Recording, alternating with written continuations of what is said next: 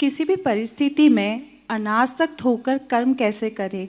क्या कर्तव्य और वैराग्य एक साथ चल सकते हैं? बिल्कुल चल सकता, चलना चाहिए। चलेगा तो ही चले काम। वैराग्य होने से कर्तव्य अच्छा चलेगा। और ये वैराग्य माने ऐसा वैराग्य नहीं जिसमें तुम रुचि नहीं ले हुए।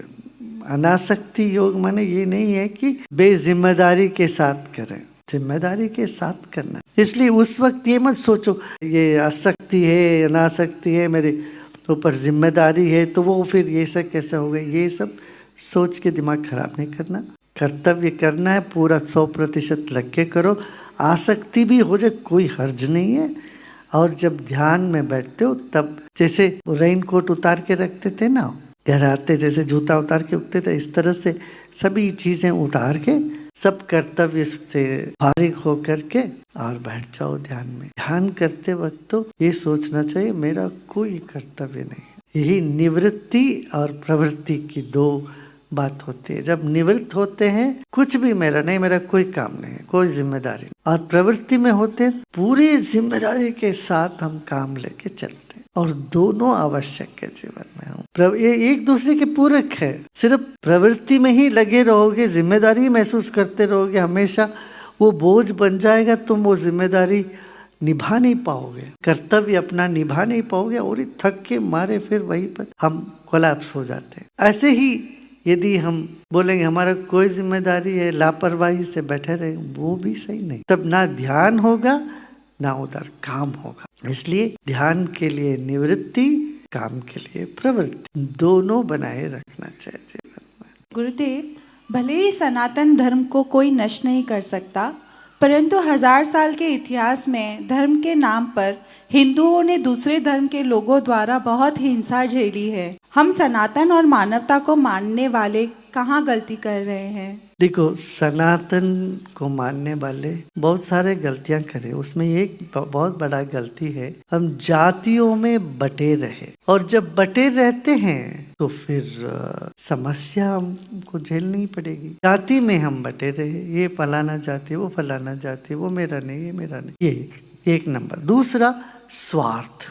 हमें धर्म से कोई लेना देना, अपना स्वार्थ सिद्ध करे, अपना पोजीशन ठीक करे, मैं मेरा, यही कारण बना सब समस्याओं के। ये दूसरी बात। तीसरी बात है अपने जो मूल के प्रति श्रद्धा और गर्व की कमी हो जाए। हजारों सालों की गुलामी में रहते रहते हम अपने मूल को, अपने स्रोत को आदर करना, अपने आप में आत्मा स्वाभिमान रखना, ये बातों से जरा दूर होने लगे। ये भी एक कारण है। और एक और कारण ढूंढोगे तो कहीं तो हमने सबको अपनाने की कला भूल गए।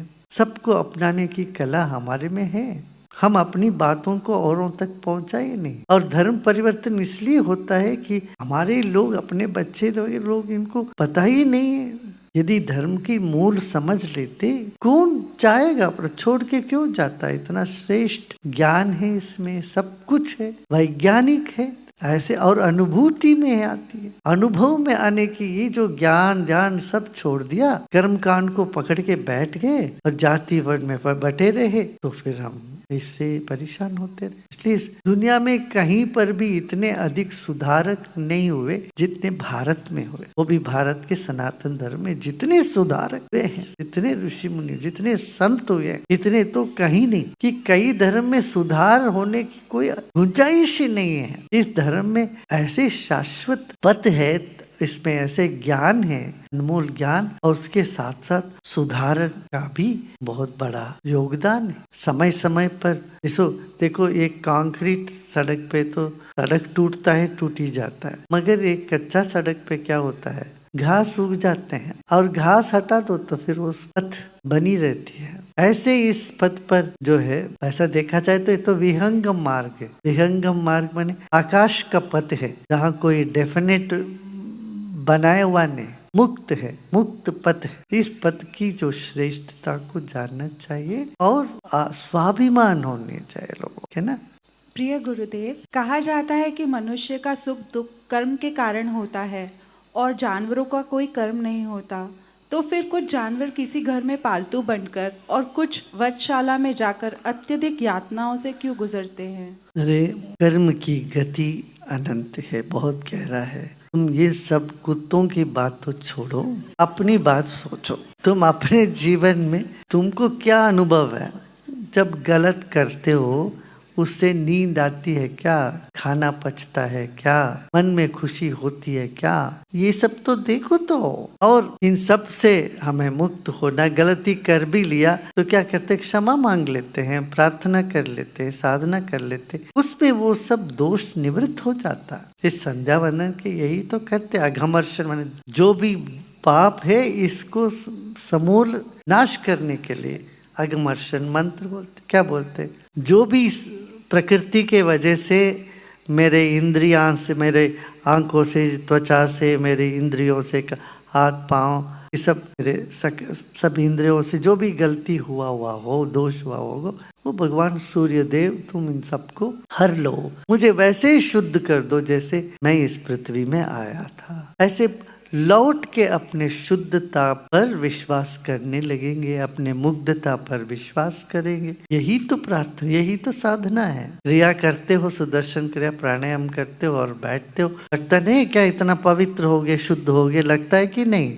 इतने लोगों को लगता है। क्रिया करने के बाद एकदम लगता है सारी गंदगी, सारी जो भी है सब कुछ उतर गया, एकदम शुद्ध हो गए। यही प्राणायाम से बढ़कर कोई तपस्या नहीं है। हाँ, करने में थोड़ा बोरियत होती है, कभी कभी मन नहीं लगता करने के लिए, इसीलिए 2-4 लोगों के साथ बैठ के करोगे तो कर ही लेते हो, ताकि संगत का बड़ा असर होता है। लोगों के साथ बैठने से काम जल्दी होने लगता, ध्यान भी अच्छे होने लगते।